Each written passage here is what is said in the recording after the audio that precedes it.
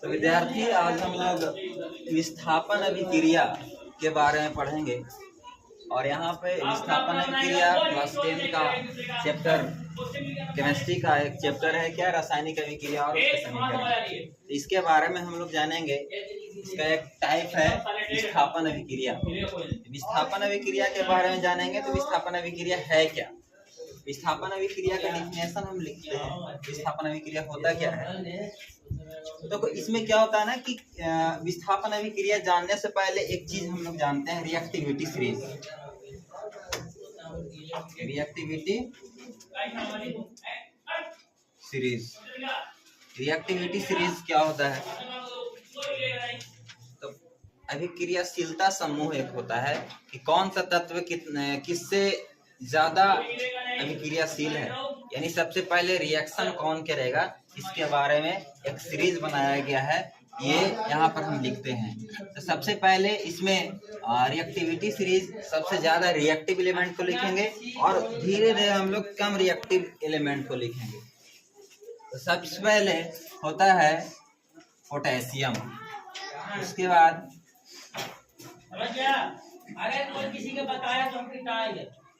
Sodium, calcium, magnesium, aluminium,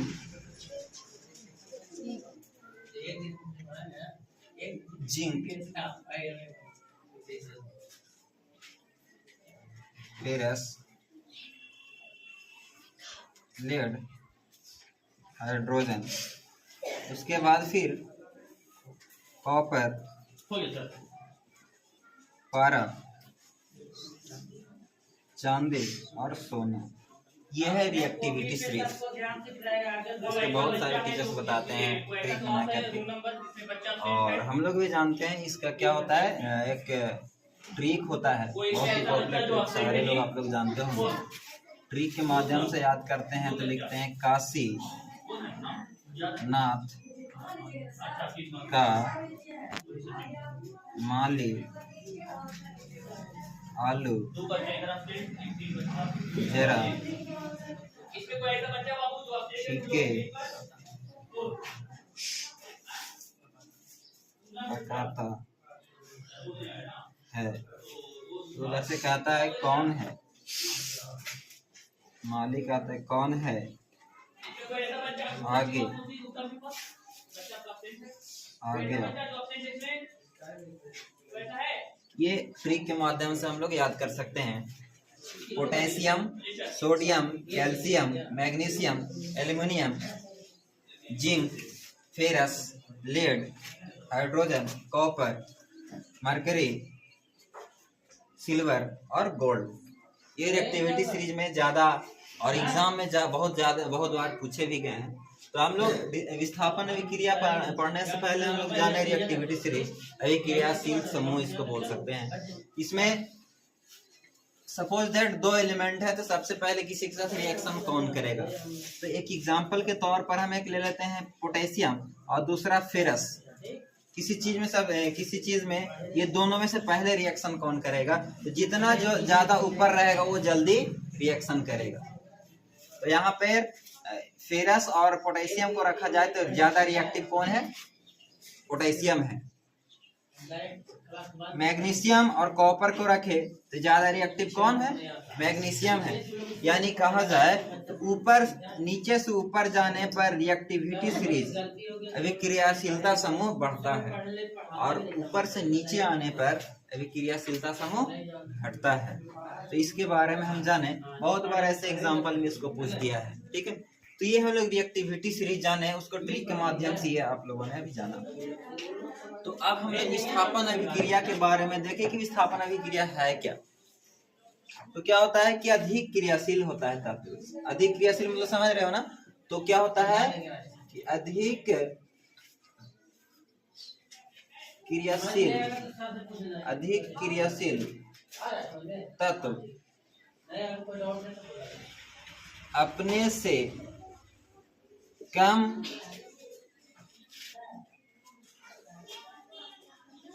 अपने से कम क्रियाशील तत्व को विस्थापित कर देता है, विस्थापित कर यौगिक का निर्माण करता है, यौगिक का निर्माण करता है, तो उसे विस्थापन अभिक्रिया कहते हैं। विस्थापन अभिक्रिया कहते हैं। क्या होता है कि अधिक क्रियाशील तत्व अपने से कम क्रियाशील तत्व को विस्थापित कर देता है। विस्थापित कर देना का मतलब क्या होता है कि एक जगह से दूसरे जगह उसको कर देता है, यानी हटा देता है उस जगह से। सपोज दैट कि यहाँ एक वस्तु है ए और यहाँ एक बी वस्तु है, इसको हम ए, सपोज दैट कि यहाँ एक ए कॉलम में है, तो ए वाला को यहाँ पर आ कॉलम बना देते हैं, इसको ब बना देते हैं।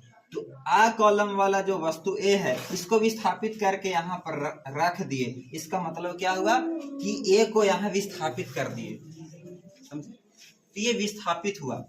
इसी तरीका से हम लोग देखें विस्थापन अभिक्रिया क्या होता है, अधिक क्रियाशील तत्व अपने से कम क्रियाशील तत्व को विस्थापित कर यौगिक का निर्माण करते हैं, तो इसे विस्थापन अभिक्रिया कहते हैं। एक एग्जाम्पल देखते हैं, तो क्या होता है कि सपोज दैट एक फेरस है, यानी लोहा है, क्या है, लोहा है, और कॉपर सल्फेट का विलयन है, कॉपर सल्फेट का विलयन है, CuSO4 का विलयन है, सोल्यूशन है। और ये कॉपर सल्फेट के विलयन में लोहे को यदि डाल दिया जाए, लोहे के कील को डाल दिया जाए, कांटी को डाल दिया जाए, तो क्या होगा? तो कॉपर सल्फेट के विलयन में यदि हम लोग लोहा को डालते हैं तो क्या होगा? हम लोग देखो यहाँ इस क्रियाशील समूह से, यानी रिएक्टिविटी सीरीज से हम लोग रिएक्शन को पूरा कर सकते हैं। कॉपर और फेरस है, यहाँ सल्फेट आयन है कि नहीं? यहाँ पर कॉपर और सल्फेट, कॉपर सल्फेट के विलयन होगा तो कॉपर और सल्फेट आयन हो जाएंगे।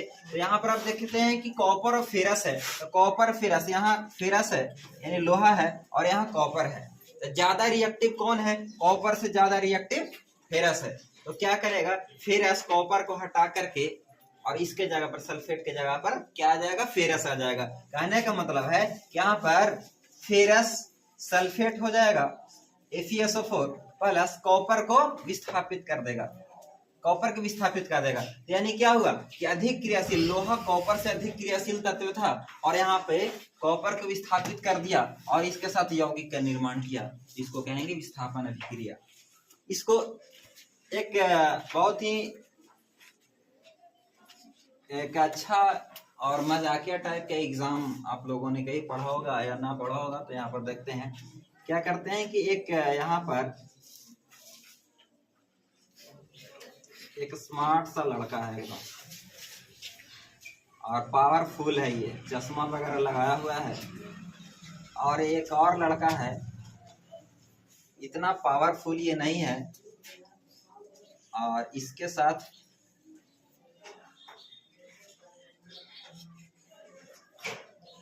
सपोज दैट ये गर्ल है, लड़की है, बुरा ना मानना है। तो क्या होगा? ये ज्यादा पावरफुल है, ये मोर पावरफुल है, मोर पावरफुल है, और ये लेस पावरफुल है, लेस पावरफुल। तो क्या होगा? मोर पावरफुल ये इसको हटा करके और इसके साथ ये कपल बन जाएगा। हम लोग केमिस्ट्री के भाषा में जाने तो यौगिक बन जाएगा।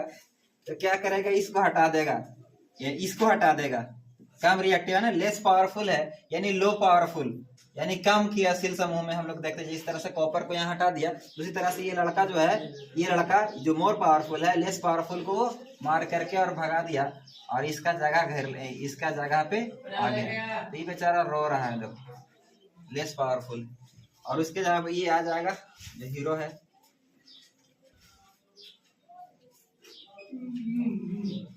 और ये लड़की यहाँ आ जाएगी। ठीक है? तो इस तरह से हम लोग विस्थापन अभिक्रिया को हम लोग समझ सकते हैं। ठीक है? यानी अपने से कम क्रियाशील तत्व को विस्थापित कर वो अपना जगह ले लेता है और यौगिक का निर्माण कर लेता है। तो जैसा कि यहाँ पर दिखाया गया इस तरह से यहाँ पर है कि नहीं। तो ये विस्थापन अभिक्रिया का बहुत ही आसान डिफिनेशन हुआ कि अधिक क्रियाशील अपने से कम क्रियाशील तत्व को विस्थापित कर देता है और यौगिक का निर्माण करता है। यहाँ पर क्या किया, यौगिक का निर्माण कर लिया। इसको क्या बोलेंगे, विस्थापन अभिक्रिया बोलेंगे। और ये विस्थापन अभिक्रिया में इसका नाम तो जानते ही है कि फेरस और लोहा है, ये कॉपर सल्फेट हो गया, कॉपर सल्फेट।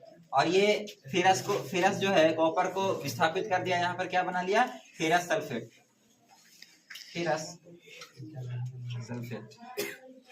अच्छा, ये एक ही तत्व को विस्थापित कर रहा है, एक ही आयन जो है ये दूसरे तत्व के साथ ये रिएक्शन कर ले रहा है और यौगिक का निर्माण कर ले रहा है। इसीलिए इसी विस्थापन अभिक्रिया को हम लोग क्या बोल सकते हैं, इसे देखो, इसे मतलब क्या, जब एक ही तत्व को विस्थापित करता है या एक ही आयन का विस्थापन होता है तो उसको बोलेंगे विस्थापन अभिक्रिया, या फिर इसे एकल विस्थापन अभिक्रिया भी बोल सकते हैं। एकल विस्थापन अभिक्रिया भी कहते हैं, एकल विस्थापन। या फिर यूं बोल सकते हैं कि किसी ऐसा अभिक्रिया जिसमें एक ही तत्व का विस्थापन होता है या एकल तत्व का विस्थापन होता है, उसे एकल विस्थापन अभिक्रिया या फिर विस्थापन अभिक्रिया कहेंगे। ठीक है। उसके बाद सेकेंड इसी का एक और है कि एकल विस्थापन, एक और यहाँ पर हम लोग लिख सकते हैं द्विविस्थापन। क्या बोल सकते हैं, द्विविस्थापन अभिक्रिया।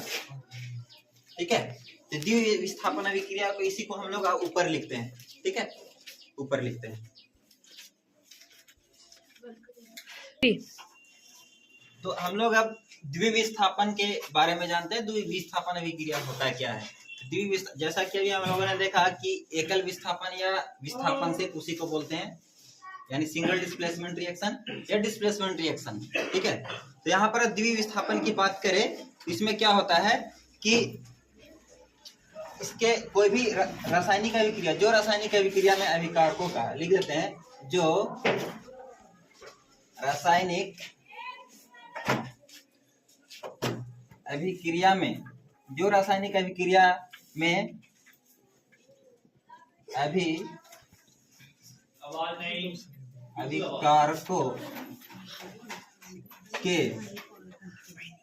अभिकारकों के आयनों का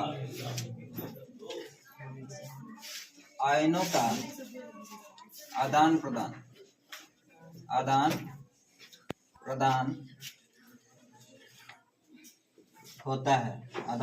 होता है और यौगिकों का निर्माण करते हैं, और यौगिकों का निर्माण करते हैं, यौगिकों का निर्माण करते हैं,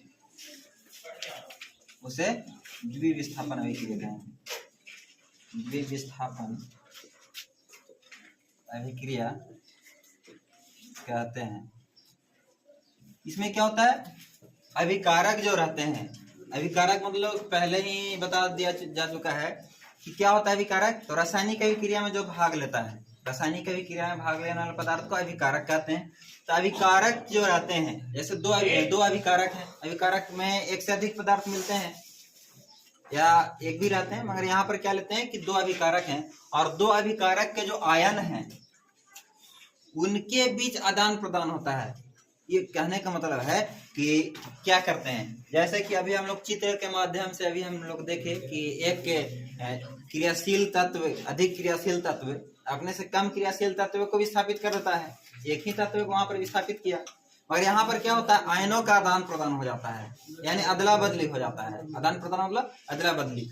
तो जैसे यहाँ पर क्या देखते हैं कि सपोज दैट, फिर उसी तरह से हम कार्टून बनाते हैं।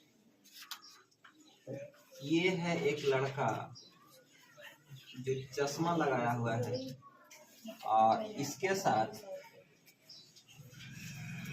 एक लड़की है। ठीक है। और यहाँ पर एक लड़का है जो चश्मा लगाया हुआ नहीं है।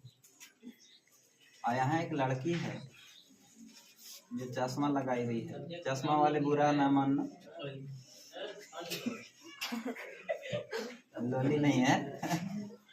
ठीक है, तो क्या होता है, इनके आयनों के बीच आदान प्रदान होता है। आयनों का कहने का मतलब है ये कोई भी चाहेगा कि यार दो कपल हैं, सेम नेचर के हों, देखने में दोनों अच्छे हों, है कि नहीं। तो देखो चश्मिश चश्मिश के साथ मिल जाएंगे, ठीक है, चश्मा वाले चश्मे वाले के साथ, ठीक है, और ये बिना चश्मा वाले बिना चश्मे वाले के साथ, ठीक है, यानी कपल एक अच्छा कपल हो जाता है। ऐसे ही लग रहा था कि एक चश्मिश है दूसरा चश्मिश नहीं है, और एक यहाँ इसमें एक चश्मिश है और इसमें चश्मिश नहीं है। तो क्या होता है कि ये जो है ये चश्मिश भाई साहब ये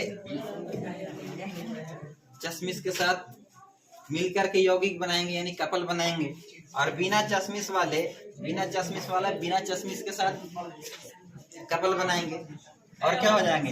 इसी तरह से हम लोग क्या लिख सकते हैं,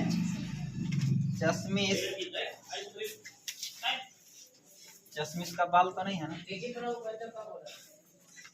और यहाँ भी चश्मिश, अगर लड़की है तो भाई बाल तो रहेगा ही, तकलीफ थोड़ी ना रहेगी, तकलीफ रहती है। चलो देखो चश्मिश के साथ चश्मिश हो गए और बिना चश्मिश के साथ बिना चश्मिश।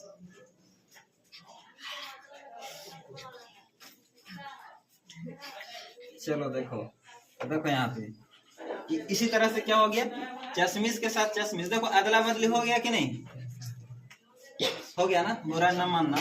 यहाँ पे क्या हो गया कि ये दोनों सपोज दैट ये दोनों क्या है, गर्लफ्रेंड बॉयफ्रेंड है, और ये दोनों गर्लफ्रेंड बॉयफ्रेंड है।